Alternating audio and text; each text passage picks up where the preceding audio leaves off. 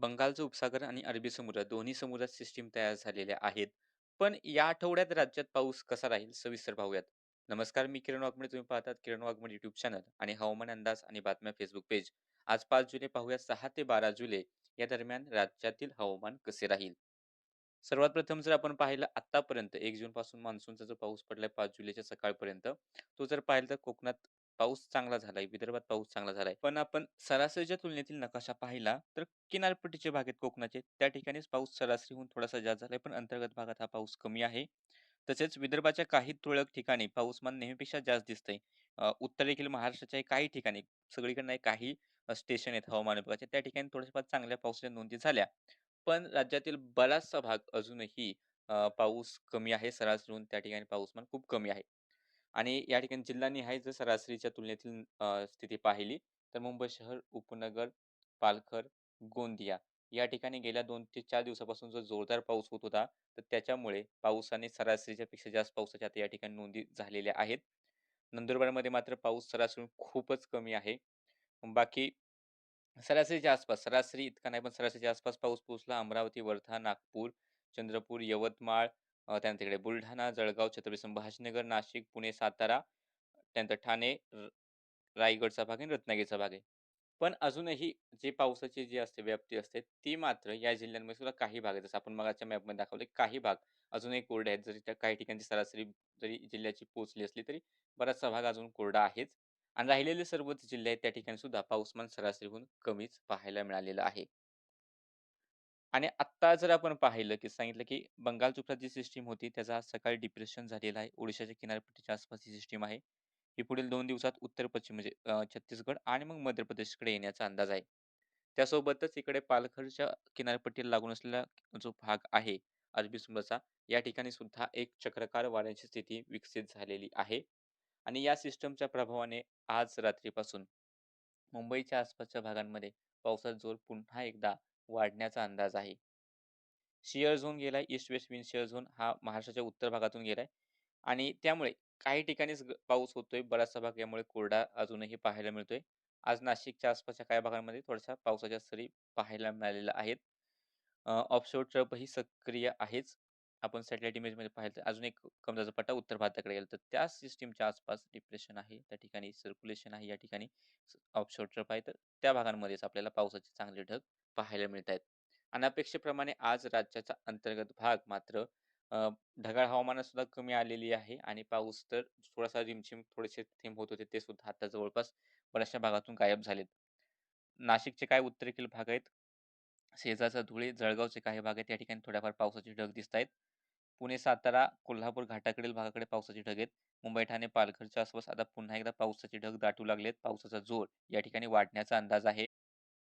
तर रायगड आणि रत्नागिरीकडे सुद्धा रात्रीसाठी जोरदार पाऊस सरी बरसतील. सिंधुदुर्ग, गोवा अधून-मधून मध्यम ते जोरदार पाऊस सरींची शक्यता. तर इकडे भंडारा, गोंदिया, नागपूरचे उत्तर भाग या ठिकाणी थोड्याफार पाऊस सरी राहतील. बाकी राज्याच्या इतर ठिकाणी ढगाळ हवामान, क्वचित एका ठिकाणी झालं तर हलक्याशा सरी होतील. जास्त पावसाचा अंदाज नाही. इकडे मात्र धुळे, थोडासा त्याला लागून असलेला दक्षिणेकडील नंदुरबारचा भाग, सगळीकडे नाही, दक्षिणेकडील त्याला लागून असलेल्या भागाकडे थोडाफार पाऊस हा अपेक्षित आहे. आणि या आठवड्यातील जर आपण अंदाज पाहायला गेलो तर सध्या जो एम-जी-ओ आहे, ज्याने मदत केली, की आपला जो देशातील पाऊस आहे, तो सुधारला थोडाफार प्रमाणात. खूप मायनसमध्ये गेला तर त्याच्यात थोडीशी सुधारणा गेल्या 4 ते 5 दिवसामध्ये पाहायला मिळाली. आणि एम-जी-ओ चांगल्या स्थितीत होता. बंगालची उपसागर सिस्टीम ही तयार झाली. पण आता हा एम-जी-ओ आहे, तो पुन्हा एकदा 7व्या घरात, म्हणजे 7 पासून पुढे आपल्यासाठी जास्त पोषक स्थिती नसते. तो 7व्या घरात जाण्याची शक्यता सी-एफ-एसचं मॉडेल दाखवतंय. आणि खूपच लांबचा जर त्याचा अंदाज घ्यायचा झालाच, तर ई-सी-एम-डब्ल्यू-एफच्या मॉडेलनुसार तो 7 आणि 8 घराच्या दरम्यान बराचसा काळ काढणार आहे आणि तो त्या ठिकाणी तीव्र सुद्धा असेल. म्हणजे साधारणतः ई-सी-एम-डब्ल्यू-एफ नुसार सध्या दिसतंय की 24 तारखेपर्यंत तरी जो एम-जी-ओ आहे तो 7 नंतर 8 घराच्या आसपासच राहील. म्हणजे एम-जी-ओ पुढील काळामध्ये जुलैचा जो राहिलेला काळ आहे, त्यात विशेष मदत करण्याची शक्यता नाहीये. त्यामुळे आता 1-2 दिवसात जो थोडाफार पाऊस पडतोय काही भागामध्ये, तर तो सुद्धा पुन्हा कमी होण्याची शक्यता दाट आहे. साधारणतः 10 तारखेनंतर किंवा 8-9 तारखेनंतरच राज्यातील पावसाचा जोर हा बऱ्यापैकी गायब झालेला दिसेल. काही ठिकाणी अजून त्याने जोर पकडला नाही, असं सुद्धा आहे नक्कीच. पण ज्या ठिकाणी पडत होता त्या ठिकाणचा सुद्धा जोर पुन्हा एकदा कमी होण्याचा अंदाज आहे. फक्त ई-सी-एम-डब्ल्यू-एफ नाही, जर आपण ऑस्ट्रेलियाचं जे मेट्रोलॉजिकल डिपार्टमेंट आहे त्यांचा जरी अंदाज पाहिला, तर त्यांच्यानुसार सुद्धा हा जो एम-जी-ओ आहे तो 7व्या आणि 8व्या घरात बराचसा काळ जुलैचा राहणार आहे. याच्यानुसार जर 29, 30, 31 तारखेपर्यंत ती सिस्टम जो एम-जी-ओ आहे, तो पुन्हा एकदा आपल्यासाठीच पोषक स्थितीत येताना दिसत नाहीये. म्हणजे राहिलेला जुलै असेल, त्यामध्ये एम-जी-ओकडून खूप जास्त मदत होणार नाही आणि दुसरीकडे अल निनो विकसित होतोय.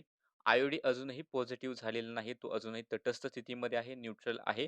आपण अपेक्षा करू शकतो, की ऑगस्टमध्ये थोडीफार शक्यता दिसते, की आय पॉझिटिव्ह होईल. बाकी या आठवड्यातील जर आपण अंदाज पाहायला गेलोत, तर उद्या सोमवार पावसाची शक्यता आहे.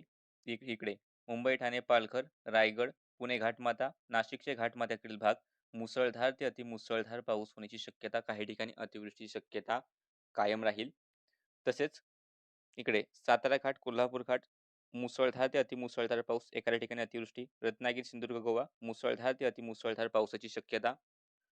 त्यानंतर हे जे पश्चिमेकडील भाग आहेत, नाशिक, पुणे, सातारा, सांगली, कोल्हापूर या पश्चिम भागामध्ये मध्यम मान्सून सरी या पाहायला मिळण्याचा अंदाज आहे. तसेच तिथून तुम्ही पूर्वेकडे गेलात तर या पावसाच्या मान्सूनच्या सरी आहेत त्या खूप कमकुवत राहतील. क्वचित हलक्या मध्यम सरी या जिल्ह्यांच्या पूर्वेकडील भागाकडे किंवा सोलापूरच्या पश्चिम भागापर्यंत पोहोचतील. त्यानंतर हा जो भाग आहे धुळे, नंदुरबार, नाशिकचे काही भाग असतील, जळगाव, बुलढाणा, अकोला, अमरावती, वर्धा, नागपूर, भंडारा, गोंदिया या उत्तर भागाकडे सुद्धा काही ठिकाणी मध्यम पाऊस सरी या उद्या पाहायला मिळू शकतात, पण व्याप्ती कमी राहील. राहिलेले जिल्हे आहेत, मराठवाड्याचा भाग आहे, सोलापूरचे राहिलेले भाग आहेत, चंद्रपूर, गडचिरोलीचे दक्षिणेकडील भाग आहे, यवतमाळचा दक्षिण भाग आहे. सध्या तरी सोमवारसाठी खूप मोठ्या पावसाची अपेक्षा करू नका. काही ठिकाणी मात्र थोड्याशा हलक्या सरी होऊ शकतात, पण व्याप्ती तीव्रता खूप कमी आहे. ऊन सुद्धा या ठिकाणी पडेल.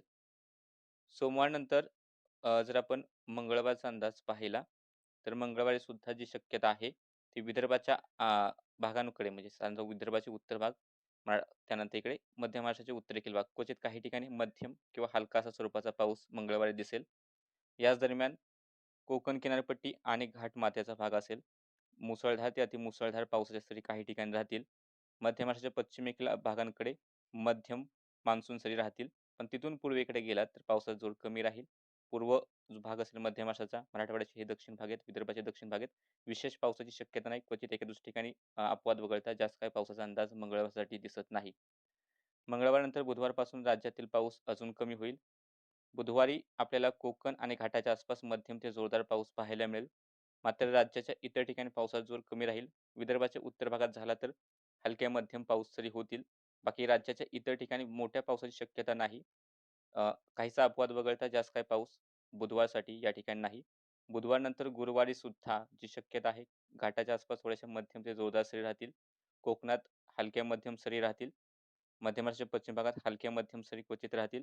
राहिलेल्या राज्याच्या इतर ठिकाणी विशेष शक्यता सध्या तरी दिसत नाही. काय बदल झाला तर अपडेट देण्यात येतीलच.